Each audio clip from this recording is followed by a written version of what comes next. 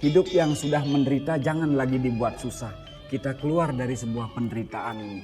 Untuk itu marilah mengkonseling diri kita sehingga di dalam kehidupan ini kita bisa mencapai apa yang namanya jagat hita. Tujuan hidup menurut ajaran agama Hindu adalah moksartam jagat hita yacahiti dharma. Dua tujuan hidup ini baik di alam nyata maupun di alam sunya ini harus diseimbangkan. Tetapi kecenderungannya manusia di zaman sekarang bercita-cita atau punya keinginan, punya impian untuk mencapai alam sorga setelah kematiannya. Tetapi tidak disadari, untuk mati yang baik harus hidup yang baik dulu.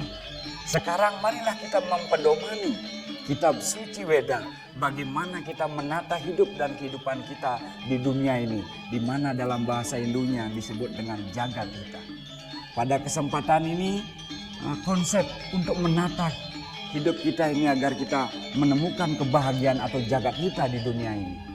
Ada dua konsep yang saya maksud adalah yang pertama Wahya Tusti dan yang kedua Adhyatmika Tusti.